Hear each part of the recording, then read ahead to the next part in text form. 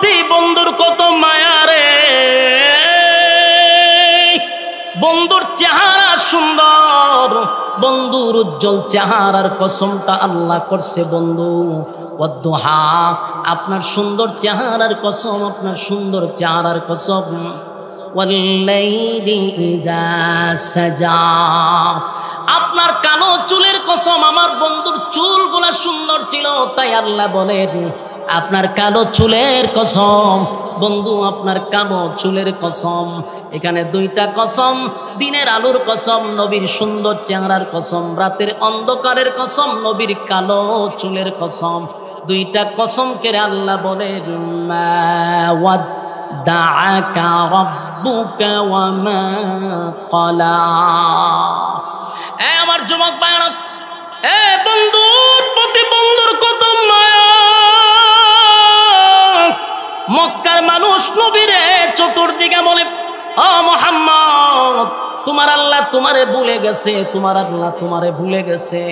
নবীর চোখ দিয়ে একদিন দুই দিন নয় রে, 15 দিন নবী কাঁদলো। আল্লাহ তার বন্ধুরে খুশি করার জন্য দুইটা কসম কেড়ে বলে মা ওয়াদ্দাআকা রাব্বুকা ওয়া মা ক্বালা। আপনার রব আপনারে ভুলে নাই, আপনার রব আপনার প্রতি অসন্তুষ্ট হয় নাই। খেয়াল করে দেখেন, নবীর সুন্দর চেহারার কসম কেড়ে বলছে, নবীর কালো চুলের কসম কেড়ে আল্লাহ বলেন মা ওয়াদ্দাআকা রাব্বুকা ওয়া মা ক্বালা। বন্ধু আপনার রব আপনার প্রতি অসন্তুষ্ট হয় নাই, আপনার প্রতি রাগ করে নাই, আপনার প্রতি অসন্তুষ্ট হয় নাই। এটা বলে বন্ধু রে, বন্ধু খুশি করে দিল। আমার যুবক ভাইরা, দিলের কান লাগায় শুনে, আল্লাহ সূরা দুহাটা নাজিল করে। প্রতিটা আয়াত যদি আপনি মনোযোগ সহকারে শুনেন এবং অর্থের দিকে যদি আপনি খেয়াল করেন, দেখবেন প্রতিটা আয়াত যেন তার বন্ধুরে খুশি করার জন্য আল্লাহ নাজিল করছে। আমার যুবক ভাইরা, আল্লাহ বলেন মা ওয়াদ্দাআকা রাব্বুকা ওয়া মা ক্বালা। বন্ধু আপনার রব আপনার প্রতি অসন্তুষ্ট হয় নাই। এরপরে আল্লাহ কি বলে শুনেন, ওয়ালাল আখিরাতু খায়রুল লাকা মিনাল উলা ওয়ালা সাওফা ইউ'তিকা রাব্বুকা ফাতারদা। আল্লাহ বলেন ওয়ালাল আখিরাতু খায়রুল লাকা মিনাল উলা। আপনাকে আমি দুনিয়ার জমিনে যা দিলাম, পরবর্তী মানে পরকালে আপনার জন্য আমি কোটি কোটি কোটি গুণ বেশি বরাদ্দ রাখছি। আমার যুবক ভাইরা, ওয়ালাল আখিরাতু খায়রুল লাকা মিনাল উলা, এই আয়াতের অর্থটার দিকে আমাদের একটু খেয়াল করা দরকার।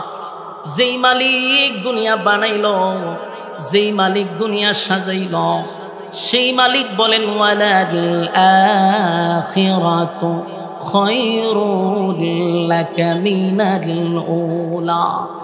দুনিয়া কিছুই না, দুনিয়া কিছুই না বন্ধু, দুনিয়া কিছুই না। এর থেকে কোটি কোটি কোটি কোটি গুণ বেশি আপনার জন্য আমি আল্লাহ বরাদ্দ রাখছি, পরকালে আপনার জন্য নিয়ামত রাখছি। জুরে কোন সুবহানাল্লাহ। তার মানে কি বোঝা গেল, ওয়ালাল আখিরাতু খায়রুল লাকা মিনাল উলা। দুনিয়া কিছুই নয় গো।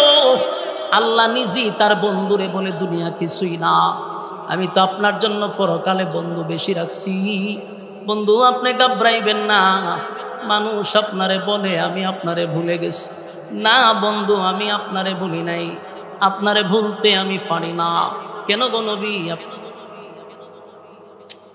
কি শুরু করলেন ভাই, ওয়াজটা ছেড়ে দিতাম?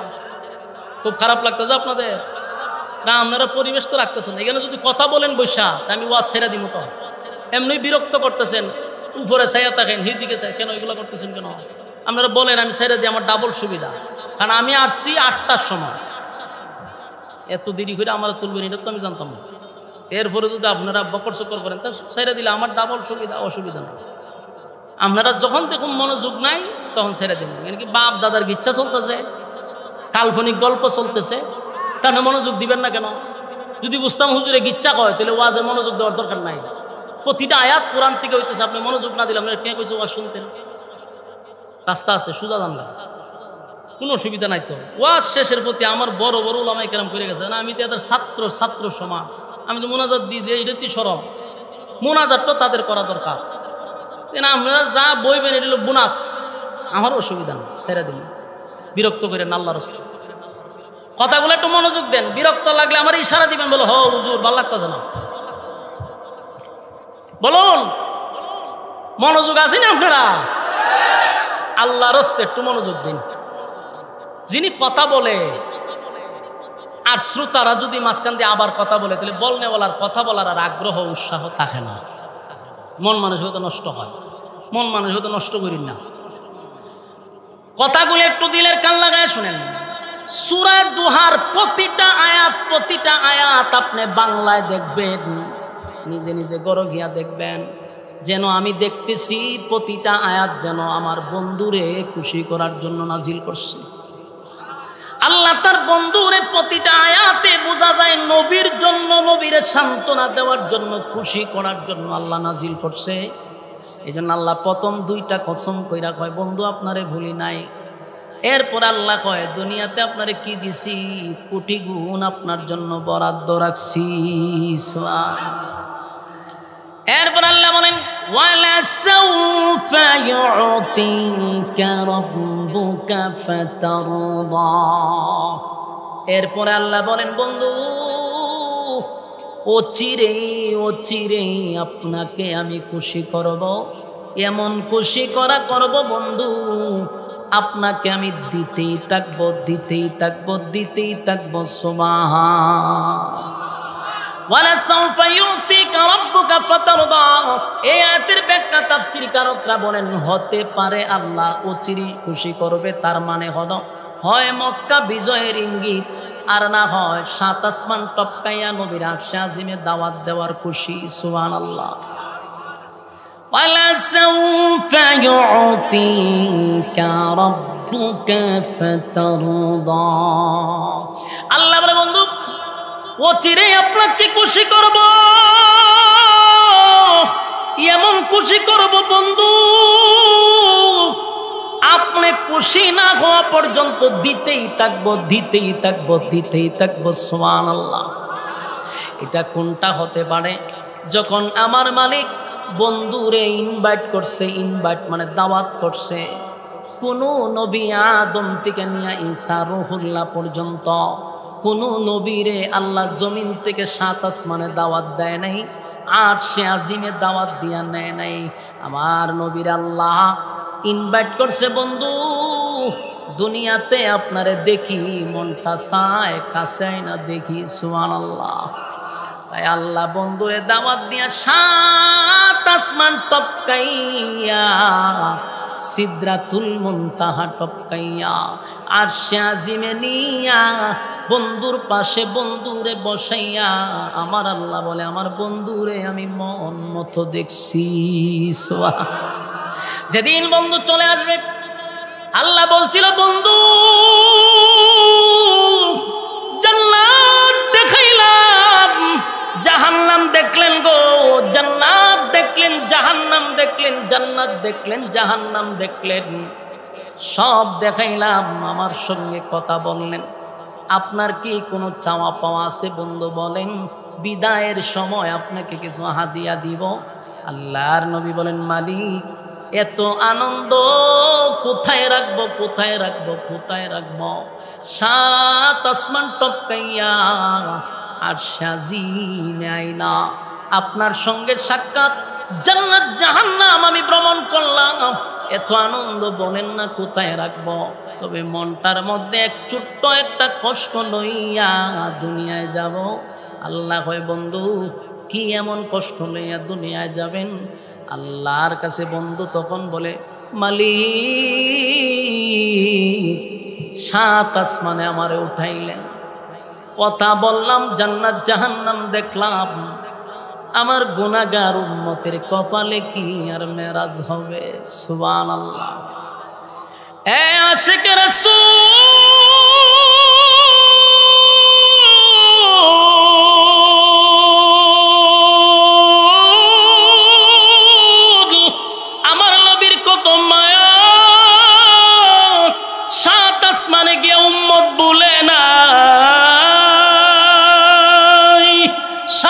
আসমানে গিয়া উম্মত বলে নাই, উম্মত বলে নাই, উম্মত বলে নাই। আল্লাহ 7 আসমান 7 জমিন দেখাইলেন, সূর্য চন্দ্র আকাশ জমিন ভ্রমণ করিয়া বন্ধু এক মন বেতা লইয়া দুনিয়ায় আসবে। আল্লাহ কয় হতে পারে না। আমার বন্ধু বেজার হইয়া যাবে, হতে পারে না। বলুন বন্ধু আপনার চাহিদা কি? বলে আল্লাহ আমার গুনাহগার উম্মত তো বেরাজ করতে পারবে না। আল্লাহ বলে বন্ধু আপনাকে হাদিয়া দিলাম 5 ওয়াক্ত নামাজ। এই নামাজ আপনারে আমি হাদিয়া দিয়া দিলাম। আপনার কোনো বান্দা, আপনার কোনো উম্মত যদি 5 ওয়াক্ত নামাজটা পড়ে, আমার কোনো বান্দা বান্দে যদি 5 ওয়াক্ত নামাজ পড়ে, আমি ওয়াদা দিলাম আপনার মেরাজ হইছে 7 আসমানের উপরে, আর আপনার উম্মতের মেরাজ হবে আমার সঙ্গে জমিনে। আমার যুবক ভাইরা, এই জন্য নামাজের মাধ্যমে আল্লাহর সঙ্গে আল্লাহর সঙ্গে বন্দার সাক্ষাৎ হয়, আল্লাহর সঙ্গে বন্দার কথাবার্তা হয়। সুবহানাল্লাহ। এই একমাত্র মাধ্যম হলো নামাজের মাধ্যমে, আরেকটা হলো কোরআন তেলাওয়াতের মাধ্যমে। কোরআন তেলাওয়াত করলেও আল্লাহর সঙ্গে কথা হয়। নামাজে দাঁড়াইয়া কোরআন তেলাওয়াত করবেন তো আল্লাহর সঙ্গে কথা হবে। আল্লাহ কয় বন্ধু আপনার উম্মত যখন সেজদা দেয়, আমি আল্লাহর কুদরতি পায়ে সেজদা দেয়।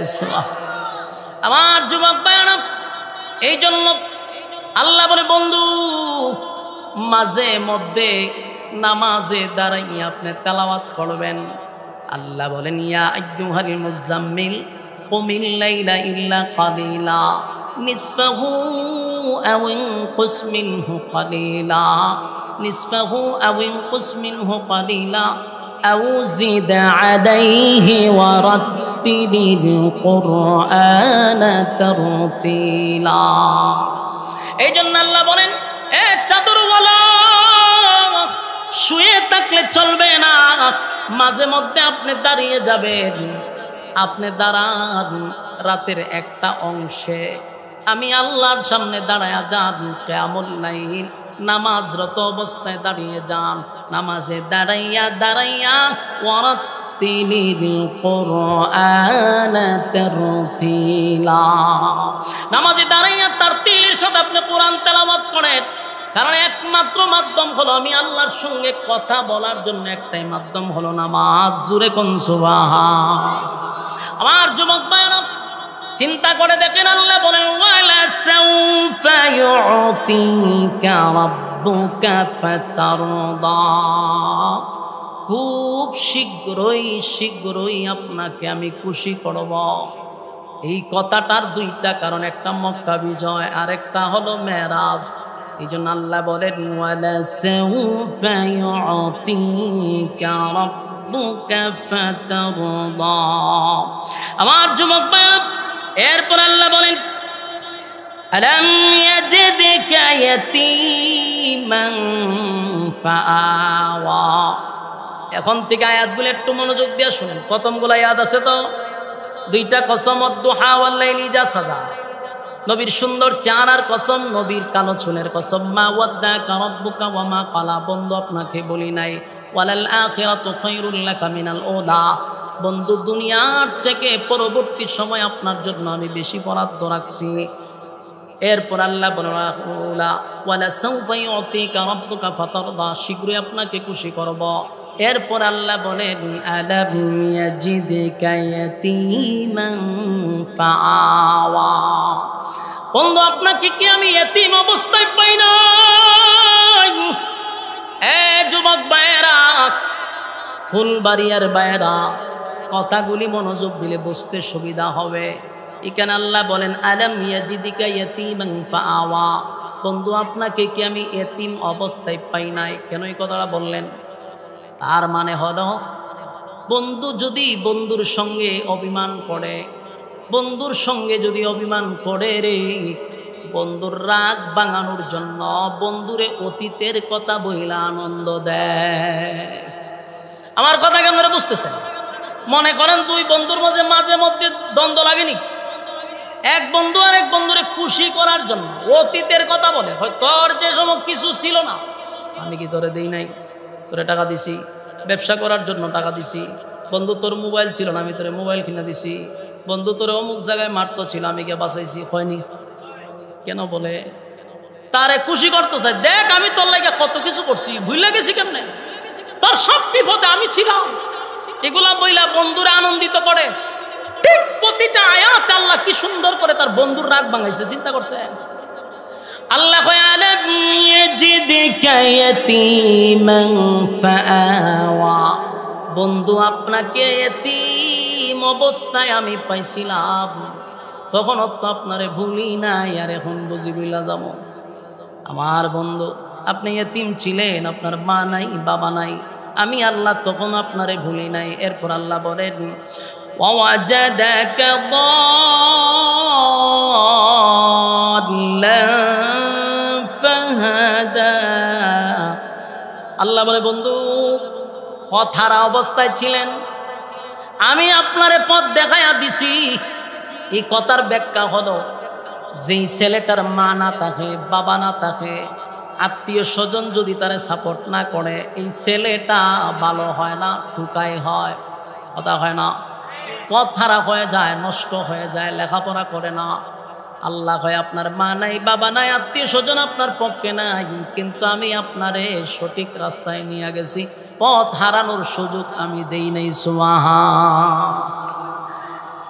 দেখেন বন্ধুরে, বন্ধু এমন ভাবে বুঝাইতেছিল, বন্ধু আপনারে কিন্তু আমি পথ দেখায়া দিছি, রাগ কইরেন না।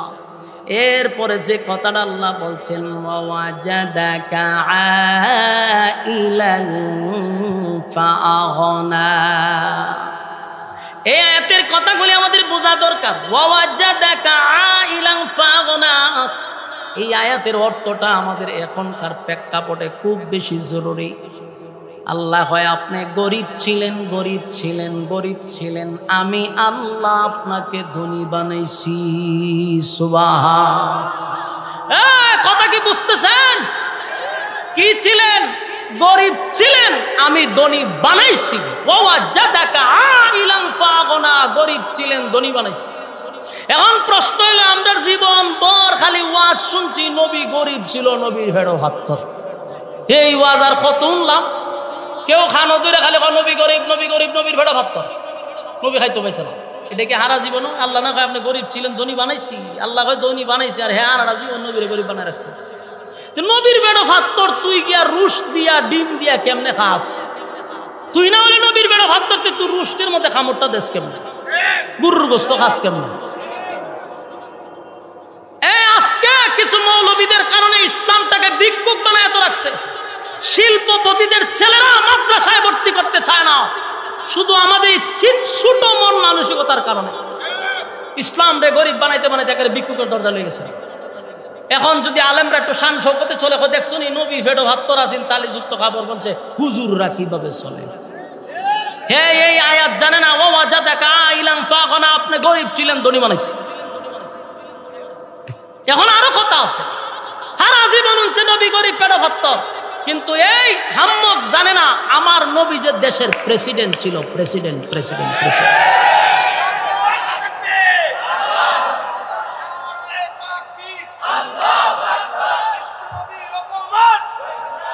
সম্মানিত সুধী, সকৌশলে পরিকল্পিতভাবে মুসলমানদেরকে রাজনীতির থেকে কিভাবে দূরে সরাইছে, একটা ক্যাপসুল দিয়া। বলুন কয়টা ক্যাপসুল? একটা ক্যাপসুল মানে তোমার নবী ছিল গরিব, তোমার নবীর পেটে পাথর, তোমার নবী গরিব ছিল, তোমরাও কোন রকম জীর্ণ শীর্ণ অবস্থায় থাকবা, মসজিদের ভিতরে থাকবা, গরম বা টিফিন বাড়ি বইরে না তোমারে খাওয়াবো, মাস শেষে বেতন দিব, চুপচাপ মসজিদে থাকবা।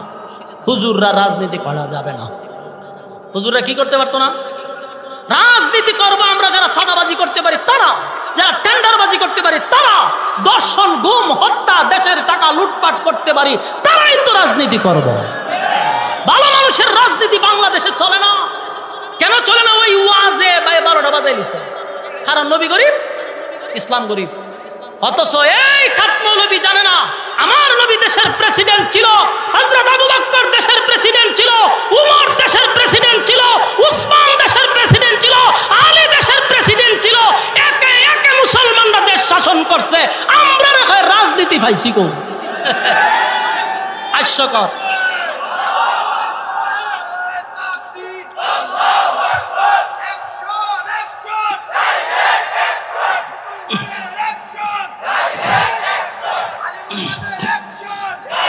সম্মানিত সুধী, আমরা খালি কয় হুজুররা রাজনীতি পাইছে কো, আমরা জিগানোর দরকার ছিল ভাই সাহেব তোরা রাজনীতি পাইছ কো, তোরা পাইছ কো? আমরা তো রাসূল রাজনীতি করছে, দেশ শাসন করছে, আমরা সেখান থেকে শিখছি। তোরা পাইলি কো? তোদের রাজনীতি হয় ফেরাউনের কাছ থেকে পাইছে, নমরুদের কাছ থেকে পাইছে, আবু জাহিলের কাছ থেকে পাইছে, এছাড়া তো তোদের বাহিরে কোনো রাস্তা নাই।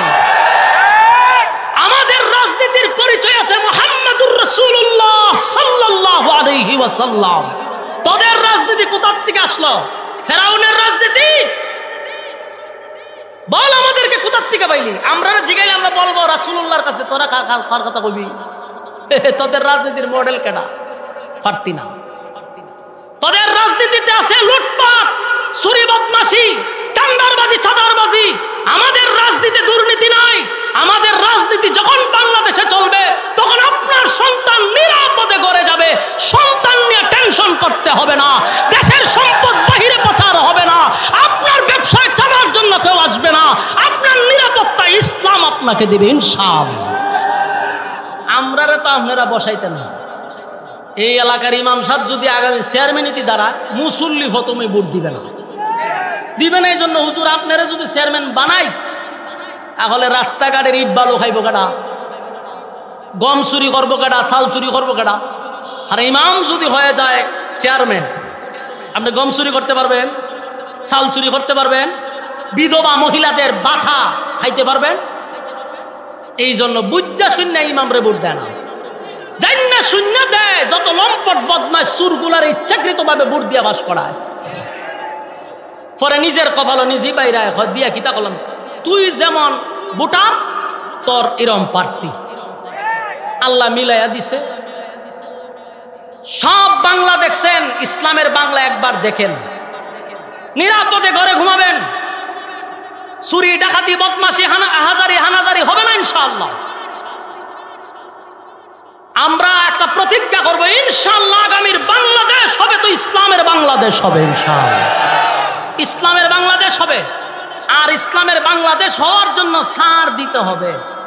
বাংলাদেশের সমস্ত ইসলামিক দলগুলো যদি একটা প্ল্যাটফর্মে চলে আসে, কসম খোদা এদেশে ইসলামকে টেকাইবার ক্ষমতা পৃথিবীর কারণে।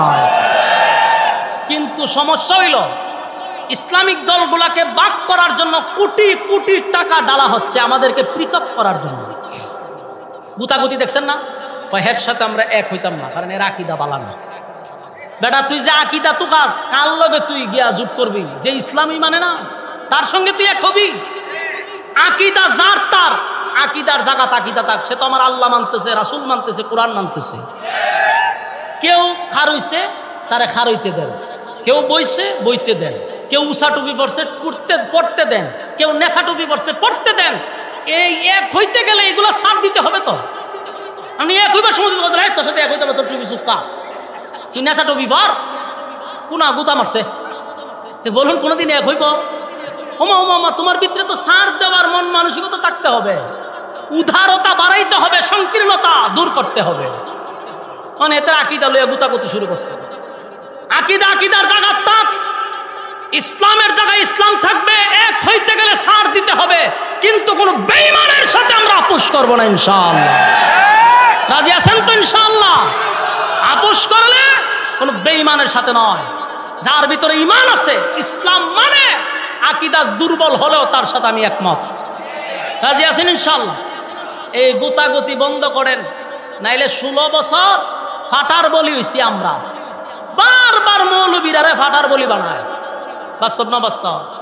সকল মায়ের খাই আমরা, আইনা করে যাই আমরা, দুর্নীতি মামলা সামলা আমরা দিয়ে ঢুকাইতে রাখি। কিন্তু তারা আমাদের মাথার উপরে ডিম বাজি করে খায়, সুযোগে খালি আমাদেরকে সৎ ব্যবহার করে যাচ্ছে। বাস্তব না বাস্তব? এই যে আন্দোলন হইল, বেশিরভাগ আলেমদের রক্ত দেওয়া হয়েছে, কিন্তু এখন আলেমের নাম হয়। যখন তারা বসে তখন ইসলামিক কোন দলের নামই তারা নেয় না। তা আমরা বারে বারে ইউজ হচ্ছি টিস্যুর মতো। আমরা কারো টিস্যু হতে চাই না। আমরা যদি এক হয়ে যাই, কসম খোদার, বাংলাদেশের টেকনাফ থেকে তেতুলিয়া, রূপসার থেকে পাতুরিয়া, সব জায়গায় ইসলামের বিজয় হবে ইনশাআল্লাহ। বাংলাদেশে টুপিওয়ালা কম না, যদি সব টুপিওয়ালা এক হয়, রাস্তা পাইতো না কেউ, রাস্তা পাইতো। আমি বললাম বাস্তব না বাস্তব? এই জন্য আমরা যেন কেউ ফাটার বলি না বানাইতে পারে। দেখেন আল্লাহ কয় ওয়াজাদাকা আইলান ফাগনা, আল্লাহ বলেন আপনাকে আমি গরিব ছিলেন ধনী বানাইছি। ও না আপনি খালি হারা জীবন খালি গরিবের ওয়াজি করেন। তো এই মানুষগুলা কখন জানবে যে নবীর দেশের রাষ্ট্রনায়ক ছিল? এই মানুষগুলা কখন জানবে যে নবী দেশের প্রেসিডেন্ট ছিল, দেশ চালাইছে? অনেক মুসল্লির এটা জানেই না, মানে বিশ্বাস করবেন অনেক মুসল্লিরা জানে না যে নবী এক সময় দেশের প্রেসিডেন্ট ছিল, কারণ আমাদের মতো হুজুররা জানাইছে না। এই জন্যই মানুষ বলে হুজুররা রাজনীতি করবে কেন? যদি এই ওয়াজ প্রত্যেকটা মাহফিলে চলতো, তাহলে জীবনে কেউ প্রশ্ন করতো যে হুজুররা রাজনীতি পাইছে গো? আচ্ছা, কেউ কি একবার বলে যে হুজুররা ইমামতি পাইছে গো? এই কথা বলে কেন? বলে না, কারণ এটা নিয়ে আলোচনা হইতেছে ইমামতি করা আমার কাজ, মানুষ মরবো জানাজা করার কাজ আমরা, বাস 40-এর ফরানি আমার কাজ, দাওয়াত খাইছে খারিতে হবে, দেন 20 টাকা দিন মাশাআল্লাহ, দোয়া করুন। 14 বছর আমরা কি খামের লেগে আল্লাহ পাঠাইছে? হ্যাঁ, হুজুররা কি খামের লেগে কৌশলে আমাদেরকে এই কাজে লাগাইয়া রাখছে, মানুষের কাছে আমাদেরকে একেবারে নিম্ন শ্রেণী পর্যন্ত দাঁড় করাইয়া রাখছে। অথচ আলেমদের কাজ ছিল রাষ্ট্র পরিচালনা করা, আলেমদের কাজ ছিল দেশ পরিচালনা করা, এটা ছিল হুজুরদের কাজ। আজকে হুজুররা জানাজাত নিয়ে খাড়া করাই রাখছে, হুজুররা কে মরবো এই ফরানিত নিয়ে খাড়া করাই রাখছে। আসলে আলেমরা এই কাজের নয়। মসজিদে নববীর মধ্যে যে ইমাম ছিল সে দেশের রাষ্ট্রনায়ক ছিল, দেশ পরিচালনা যে করছে এটাই ছিল সিস্টেম। সেখান থেকে কৌশলে আমরা মসজিদের ভিতরে ঢুকাই রাখছে। সব সেক্টরের বেতন বাড়লেও ইমামের বেতন বাড়ে না। বাস্তব না বাস্তব? একটা রিক্সাওয়ালা ভ্যানওয়ালা প্রতিদিন 500 করে কামাইলো মাসে 15,000, আর একটা ইমামের বেতন হয় 5,000। দিনকে দিন বদলি হইতেছে, কিন্তু ইমামের বেতন বাড়লো না, কেউ আন্দোলন করে না। এই নিরহ মানুষ 5,000 টাকা দিয়ে কেমনে চলবে একবার চিন্তা করছেন? একবার চিন্তা করেন নাই। অথচ অনেকের সিগারেট প্রতিদিন 100 টাকার সিগারেট খাইলে মাসে 3,000, কেউ আছে ডেলি 500 টাকার সিগারেট খায়, মাসে 15,000 টাকা সিগারেটই খায়। এই পরিস্থিতিতে আমাদেরকে আপনারা রাখছেন। এই জন্য আমরা সবাই একটা অবস্থায় আছি। আর কোন আলেম যদি একটু শান শৌকতে চলে, এর রাত্রে ঘুমায় না, মাথার দূরে হইলে কেমনে কেমনে সম্ভব না, এর ঘুমায় না। কারণ হঠাৎ করে দেখছি তো, উচিত ছিল প্রত্যেকটা মসজিদের ইমামের একটা গাড়ি একটা বাড়ি থাকার। আমরা যান সৌদিতে প্রত্যেকটা ইমামের একটা করে বাড়ি একটা করে গাড়ি, কিন্তু কপাল খারাপ, বাংলাদেশে জন্ম নিয়া সবচেয়ে অবহেলিত একটা চাকরি হলো ইমামতি। 5,000 তো দেয়, কিন্তু প্রতি মাসে যে দেয় আমার মনে হয় না, বিশ্বাস হয়। 3 মাসের বাকি, এই মাসেরটা এই মাসে আল্লাহ জানে কেমনে হুজুর চলে।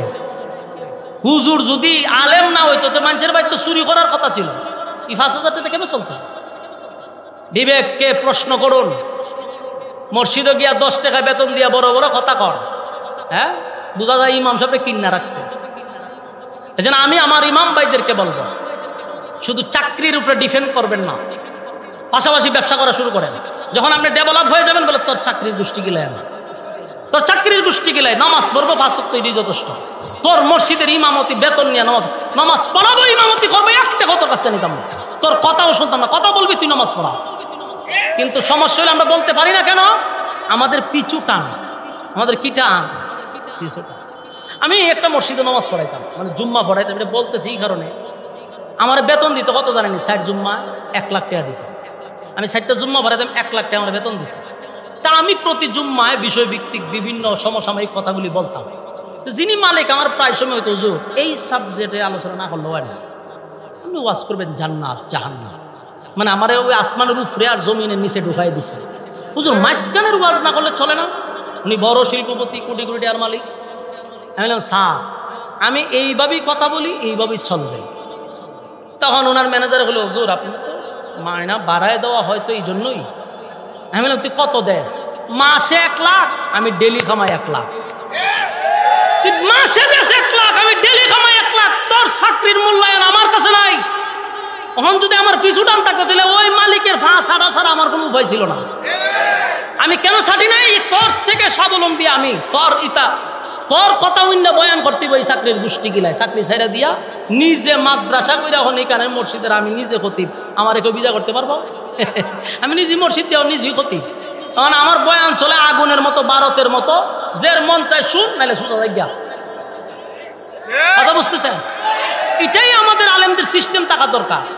আমি দেখতে কার এক মুসল্লির কথা শুনবো কেন? হেউ ভালো করে উজু করতে পারে না, হ্যাঁ মালা করে সূরা ফাতিহা করতে পারে না, একজন আলেম রে এসে হ্যাঁ দমক মারে। আমি আমার জীবনে এরকম ইমাম সাহেব দেখছি, বাজারে গেছে সভাপতি বাজার উজার করে, হুজুর এটা আপনার বাবির কাছে দিয়ে দিন ব্যাগটা।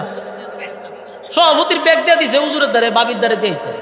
চিন্তা কত বড় বেয়াদব নিরহ ইমাম সাহেব কি করবে? নাহলে চাকরি থাকতো না।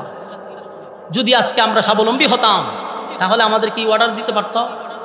সম্মানিত সুধী, যারা এখানে মুসল্লি আছেন, ইমামের প্রতি আপনারা ইনসাফ করবেন।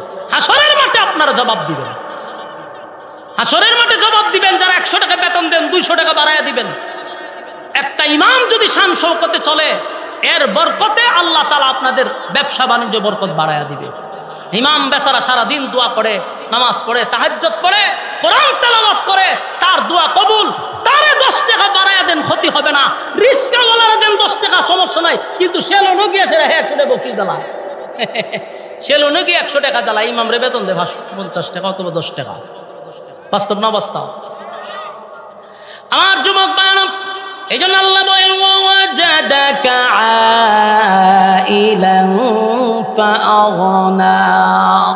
আপনি গরিব ছিলেন, আমি আপনাকে ধনী বানাইলাম। আল্লাহ পয়গম্বরকে আল্লাহ ধনী বানাইছে কেমনে? নবীজি যখন আম্মাজান খাদিজাকে বিবাহ করলেন, বিবাহ করার পরে খাদিজাতুল কুবরা মক্কা নগরীর সবচেয়ে বড় ধনাঢ্য একজন মহিলা ছিল, শিল্পপতি ছিল, টাকার কোনো অভাব ছিল না, টাকা পয়সার কোনো অভাব ছিল না। তখনকার যুগের শিল্পপতি ছিল।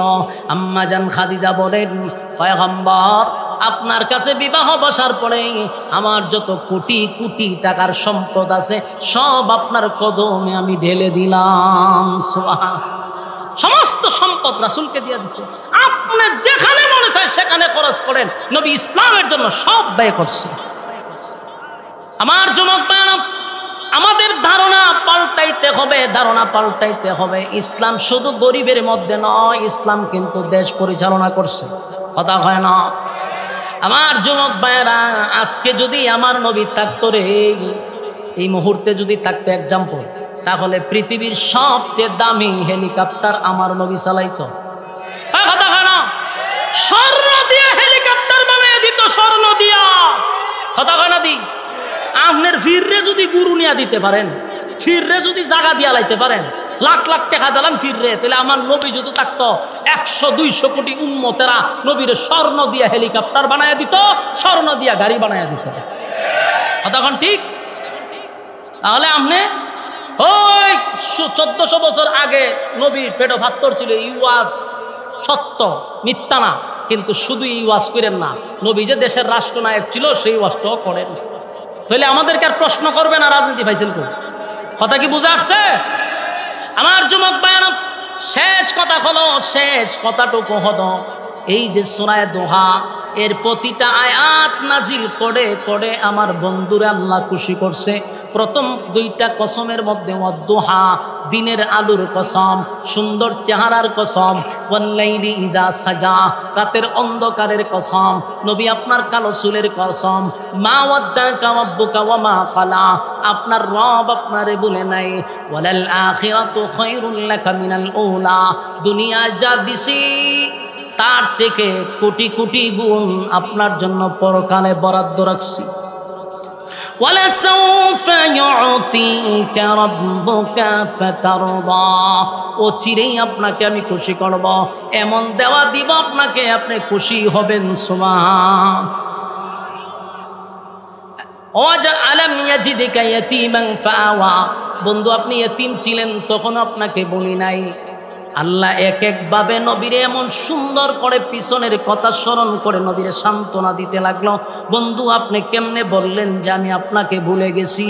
ওয়াজাদাকা দাল্লান ফাহাদা, আপনি পথ হারা অবস্থায় ছিলেন, আমি আল্লাহ আপনাকে পথ দেখায়া দিছি, পথ হারাইতে আপনাকে দেই নাই। ওয়াজাদাকা আইলান ফাগনা, আপনি নিঃস্ব ছিলেন, আপনাকে আমি ধনী বানাইছি। এরপর আল্লাহ বলেন বন্ধু ফাআম্মাল ইয়াতীমা ফালা তাকহার, আপনি এতিম ছিলেন তাই এতিমের প্রতি আপনি কঠোর হবেন না।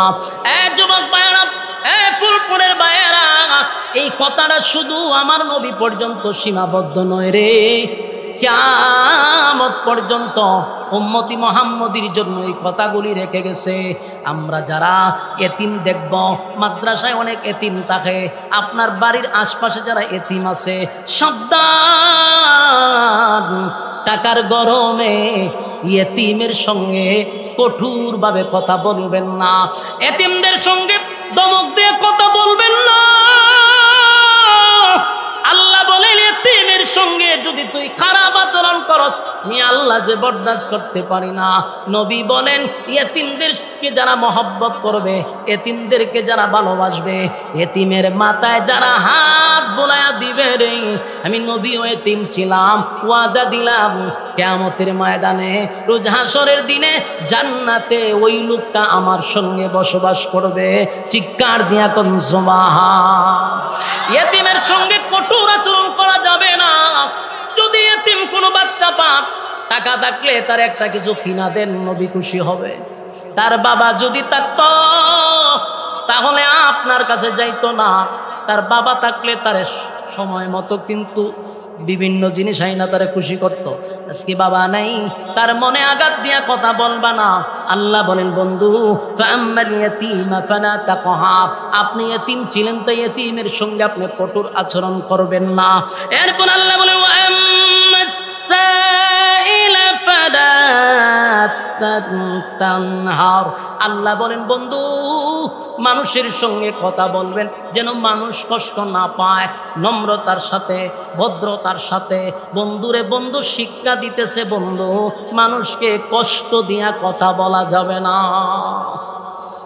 এই কথাগুলো শুধু নবীর জন্য নয় গো, কিয়ামত পর্যন্ত উম্মতি মুহাম্মদীর জন্য শিক্ষা।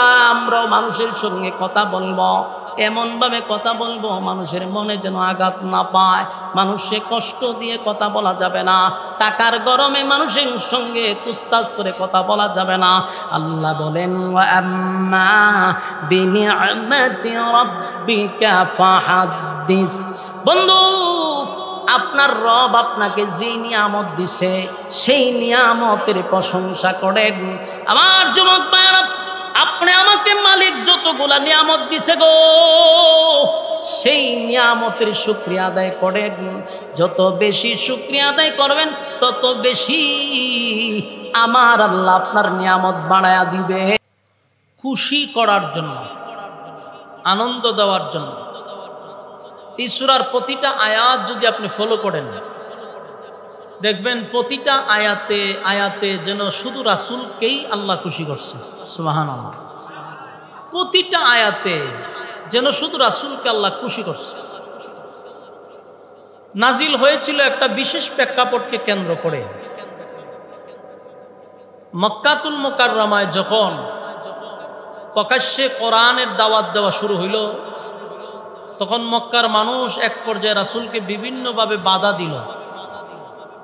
কোনোভাবেই যখন সফল হইতে পারল না, তারা বৈঠকে বসলো। বৈঠকে বসার পরেও রাসূলের সঙ্গে কথা বইলা পারে না, কোনো না কোনো জায়গায় তারা আটকা পড়ে যায়। মক্কার মানুষ বারবার যায় আর বলে যে আমরা যতবার মুহাম্মদের কাছে যাই সাল্লাল্লাহু আলাইহি সাল্লাম, কিন্তু আমরা কথা বলে ওনার সঙ্গে পেরে উঠি না, কোনো না কোনো জায়গায় আমরা লজ্জিত হই। যতই চেষ্টা করি ওনাকে হারানোর জন্য, উল্টা আমরা নিজেরাই হেরে যাই। এর বাস্তব একটা নমুনা হলো 16 বছর যারা টকশো দেখছেন, টিভিতে টকশো দেখেন নাই, 16 বছর যারা টকশো দেখছেন, দেখবেন একজন আলেমকে দাওয়াত দেওয়া হইতো, বাকি 4 জন নাস্তিক রাখত। পরিকল্পিতভাবে একজন আলেমকে হেনস্থা করার জন্য, এটা তাদের পরিকল্পিত একটা প্ল্যান ছিল। 4 জন নাস্তিক থাকতো, উপস্থাপন যে করে সে শুদ্ধ নাস্তিক, আর একজন আলেম রাখত। আল্লাহর কি কুদরত দেখেন, 4-5 জন নাস্তিকরা একত্রিত হয়েও একজন আলেমের সাথে তারা কোনোভাবেই পাইরা উঠতে পারে নাই। বাস্তব কইছি না বাস্তব? যারা দেখছেন এরা শুধু বুঝতেছেন। এই যে আমার আগে ওয়াজ করলেন আল্লামা শাখাওয়াত হোসেন রাজি সাহেব, ওনার অনেক টকশোগুলা দেখবেন টিভিতে, 4-5টা নাস্তিক মিললেও আটকাইতে পারে নাই, উল্টা তারা ফেসে গেছে। এটার কারণটা হলো আলেমদের কাছে যে এলেম, এটা আসমানি এলেম, আল্লাহ প্রদত্ত। তাই দুনিয়াবি যত জাগতিক যত জ্ঞান আছে এদের কাছে আসার পরে তাদের জ্ঞান এখানে শেষ। এই জন্য যতটা টকশোতে আলেমদেরকে বসাইছে পরিকল্পিতভাবে হেনস্থা করার জন্য, উল্টা তারা লজ্জিত হয়েছে। বাস্তব না বাস্তব? আসমানি এলেম। ঠিক মক্কার মানুষ রাসূলকে বারবার চাইছিল যে কোনোভাবে রাসূলকে কথা দিয়া হারানো যায় কিনা, উল্টা তারা ফেসে যায়। তো এক পর্যায়ে মক্কার বড় বড় লিডাররা বলল যে আমরা যতই চেষ্টা করি মুহাম্মদের সঙ্গে কথা বলে কোনোভাবেই পারবো না। কেন পারবো না? বলে ওনার কাছে যে এলেম এটা আসমানি আল্লাহ প্রদত্ত, তাই আমরা যতই চেষ্টা করি ওনাকে আমরা হারাইতে পারবো না। তো বললো তো এখন বিকল্প রাস্তা কি? বল বিকল্প রাস্তা হলো আসমানি এলেম কার কাছে আছে এমন লোক নিয়ে মুহাম্মদের সঙ্গে টকশোতে বসতে হবে। গোটা মক্কা নগরীতে একজন আসমানি এলেমওয়ালা লোক নাই, কিন্তু মদিনায় অভাব নাই। তারা চিন্তা করলো প্রয়োজনে আমরা মদিনায় যাব, 400 কিলোমিটার দৌড়াইয়া যাব, সেখান থেকে ভাড়া করে আমরা নিয়ে আসবো মুহাম্মদের সঙ্গে টকশোতে বসানোর জন্য। কথা বুঝতেছেন? শেষে করলো কি, মদিনায় গেল। মদিনায় অনেক তাওরাতের আলেম ছিল, ইহুদি পণ্ডিত। তাদের কাছে গিয়া তাদের দুঃখ প্রকাশ করলো যে আমাদেরই বংশের, আমাদেরই গোত্রের, আমাদেরই রক্তের, আমাদেরই বাতিজা, তাকে আমরা আব্দুল্লাহর পুত্র মোহাম্মদ বলে ডাকি। ইদানিং সে নিজেকে রাসূল বলে দাবি করে এবং সে আমাদেরকে একত্ববাদী খোদার দাওয়াত দেয়, বাপ দাদার ধর্মের মধ্যে চুনকালি মারতেছে। তার সঙ্গে কোনোভাবেই আমরা কথা বলে পারতেছি না। কেন আপনারা যদি আমাদের সঙ্গে মক্কায় যান তাহলে আমাদের ইজ্জত রক্ষা হয়। তাওরাতের পণ্ডিতরা, বিজ্ঞ আলেম যারা তাওরাতে, তারা বলল আমরা যাব পরে, আগে তার ব্যাপারে একটু অ্যানালাইজ করা দরকার। আমাদের প্রথম প্রশ্নের জবাব দাও, তা যে বংশে জন্মগ্রহণ করছে বংশটা কি কুরাইশ বংশ? মক্কার মানুষ আশ্চর্য হয়ে বলে যে হ, কুরাইশ বংশ। তার বাবার নাম কি আব্দুল্লাহ ছিল? বলে হ, আব্দুল্লাহ ছিল। মার নাম কি আমেনা ছিল? বলে হ, আমেনা ছিল। আব্দুল মুত্তালিব কি তার দাদার ছিল? বলে হ। একে একে সব কথায় এই পণ্ডিতি বলা শুরু করছে। মক্কার থেকে যারা আসছিল এরা চিন্তা করে গেল যে আমরা তো কিছুই বলি না, একে একে তো সব বলা শুরু করে দিছে। শেষে তাওরাতের পণ্ডিতরা বলল যে আমাদের যাওয়ার দরকার নাই, আমাদের আর যাওয়া লাগবে না, আমরা 3টা প্রশ্ন বইলা দেই। এই 3 প্রশ্নের জবাব যদি উনি দিতে পারে তাহলে আমরাই তোমাদেরকে বলে দিলাম তোমরা চোখ বন্ধ করে ওনার কালেমা পড়ে ঈমান আনবা। আসেনি সুবহানাল্লাহ? কে বলছে? তাওরাতের আলেম যারা ছিল, পণ্ডিত। এই পণ্ডিতরা বলতেছে যদি উনি 3 প্রশ্নের জবাব দিতে পারে তোমরা চোখ বন্ধ করে ওনার ধর্ম গ্রহণ করো, কারণ এই 3 প্রশ্নের জবাব সেই দিতে পারবে যিনি আল্লাহর পক্ষ থেকে পাঠানো পয়গম্বর। উনি ছাড়া, নবী রাসূল ছাড়া এই 3 প্রশ্নের জবাব পৃথিবীর কেউ দিতে পারবে না। সুবহান। মক্কাতে যারা গেছিল এরা কণ্ঠ নরম হয়ে গেছে, মন ভেঙে গেছে। বহু স্বপ্ন ছিল এখান থেকে হায়ার করে নিয়ে টকশোতে বসাবো মুহাম্মদকে হারানোর জন্য। উল্টা তারা আরো বলতেছে যে আমাদের যাওয়ার দরকার নেই। ভারাক্রান্ত মন নিয়ে তারা 400-450 কিলোমিটার থেকে দৌড়ায় আবার মক্কায় আসছে। আইসা এখন আবার একটা বড় দল গঠন করছে, ওইরা রাসূলের কাছে গেছে। গিয়া ঠান্ডা মাথায় রাসূলের সামনে বলতেছে যে আব্দুল্লাহর পুত্র মুহাম্মদ সাল্লাল্লাহু আলাইহি ওয়াসাল্লাম, আমরা তো তোমাদেরই, আমরা তো একই বংশের, তুমি তো আমাদের রক্তের, তুমি আমাদের ভাতিজা, আমরা চাই না তোমার সাথে দ্বন্দ্ব করতে, আমরা চাই তোমার সাথে মিলেমিশে চলতে। তবে তুমি যদি আমাদের 3 প্রশ্নের জবাব দিতে পারো, তা আমরা তোমারে ওয়াদা দিলাম, আমরা কালেমা পড়া ঈমান আনব। সুবহান, কথাগুলো একটু মনোযোগ দিয়ে শুনেন। বলতেছে তুমি যদি 3 প্রশ্নের জবাব দেও, তাহলে আমরা ওয়াদা করতেছি কালেমা পড়ব। রাসূল চিন্তা করলো, যেই লোকগুলো আমার সামনে আসছে এগুলো সব মক্কার মাতা, বড় বড় লিডার, এরা যদি কালেমা পড়ে তাহলে আমার দিনের দাওয়াত দিতে আর কোনো বাধা থাকবে না। রাসূল এতটা আনন্দিত হয়েছে, বললেন কোনো অসুবিধা নাই, 3 প্রশ্নের জবাব আমি আপনাদেরকে আগামী কালকেই বলে দিব। তারা 3 প্রশ্ন করলো, রাসূল বলেন জবাব আগামী কালকে নিবেন। তারা চলে গেছে। রাসূলের ধারণা হলো সকালে জিবরাইল আসে, বিকালে আসে, সন্ধ্যায় আসে, সবসময় তো জিবরাইল আমার কাছে আসে, 3 প্রশ্ন বললে আল্লাহর পক্ষ থেকে জবাব আসবে, তাদেরকে বলে দিব, শেষ। কিন্তু ঘটনাক্রমে এদিন সকালেও না, বিকালেও না, রাত্রেও না, জিবরাইলই আসে না। রাসূল টেনশনে পড়ে গেছে। পরের দিন আবার এই দল আসছে রাসূলের কাছে, আয়েশা বলল আমাদের প্রশ্নের উত্তর কোথায়? রাসূল বললেন আজকেও হবে না, আগামীকালকে। তারা চলে গেল। আগামীকালের এই ভিতরেও জিবরাইল আসে না। দ্বিতীয় দিন তারা আসলো, রাসূল বললেন আজকেও হবে না, আগামীকালকে। তারা চলে গেছে, কিন্তু এদিনও জিবরাইল আসে না।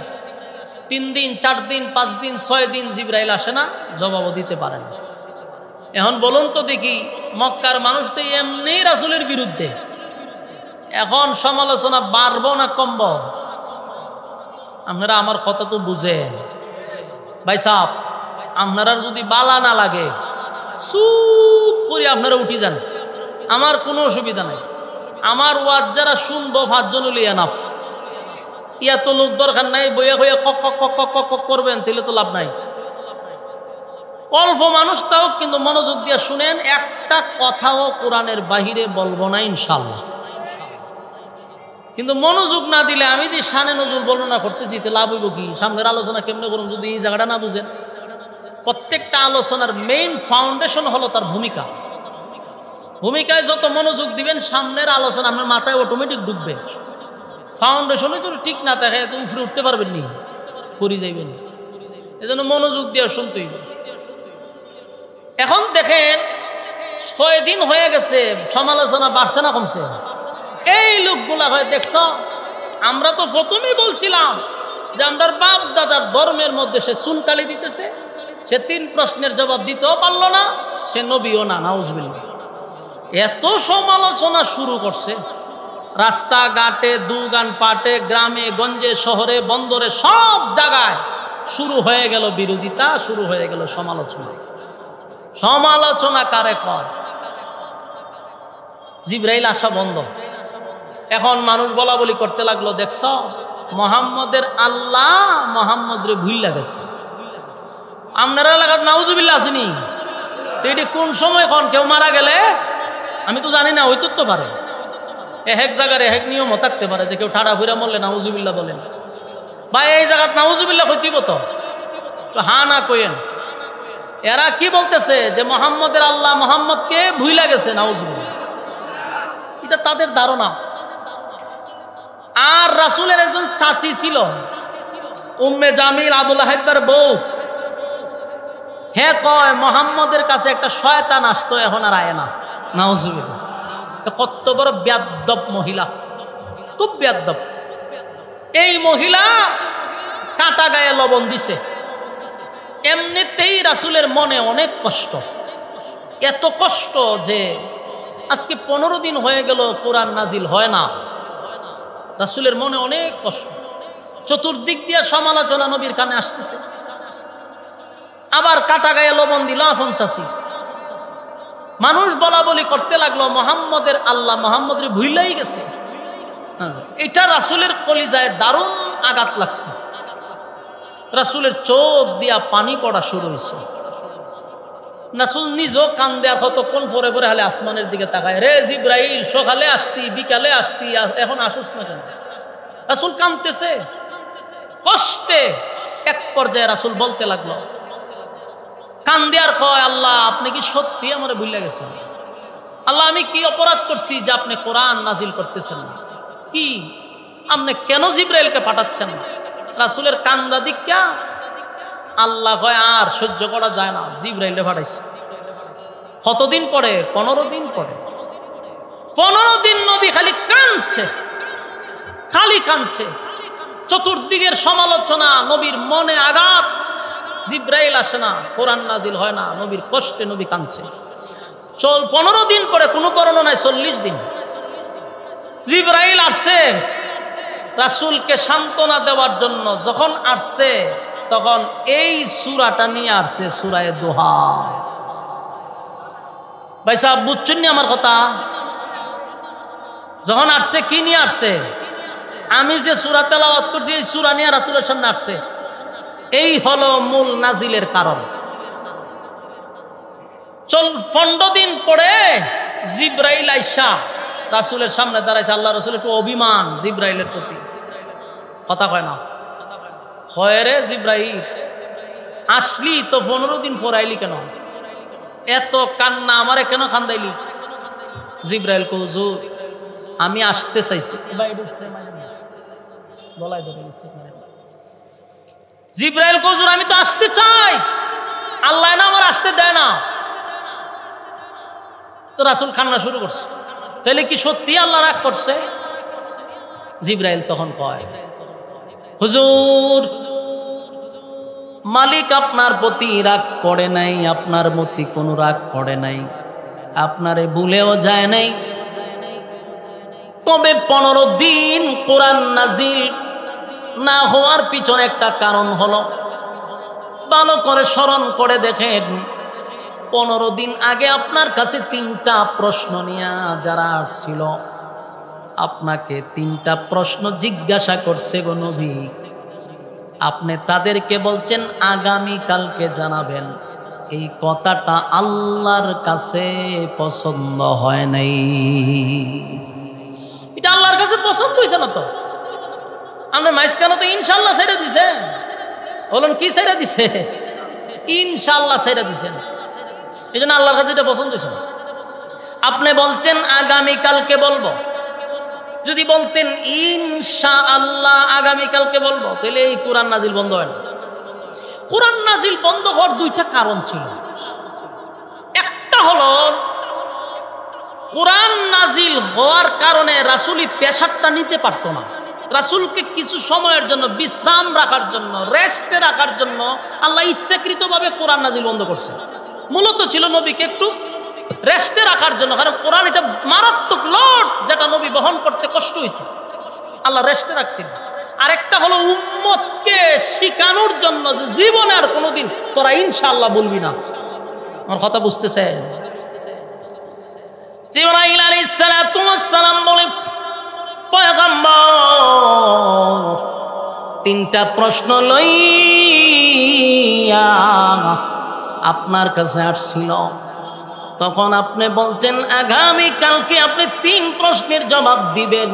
আমার আল্লাহর কাছে এটা পছন্দ হয় নাই, আল্লাহর কাছে পছন্দ হয় নাই। কারণ মাঝখানে আপনি ইনশাআল্লাহ ছেড়ে দিছেন। ইনশাআল্লাহ ছেড়ে দেওয়ার কারণে আমার মালিক আমারে আশা বন্ধ করে দিছে। তবে নবী কে যে বলল আপনার মালিক আপনারে ভুলে গেছে, আপনিও চোখ দিয়া পানি চাটছেন 15 দিন।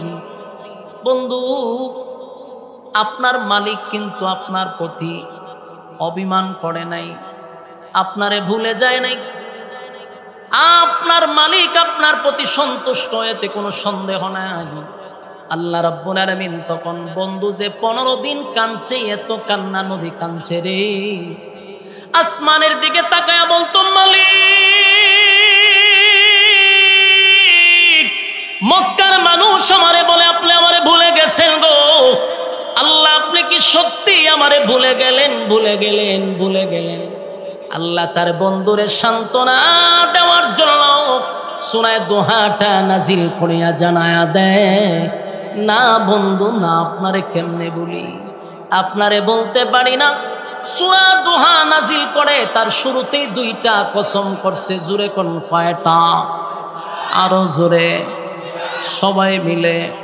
দুইটা কসম, আল্লাহ দুইটা কসম কেড়ে বলে ওয়াদ-দুহা ওয়াল-লাইলি ইযা সাজা মা ওয়াদ্দা'আকা রাব্বুকা ওয়া মা ক্বালা ওয়ালাল-আখিরাতু খায়রুল লাকা মিনাল উলা ওয়ালাসাউফা ইউ'তিকা রাব্বুকা ফাতারদা।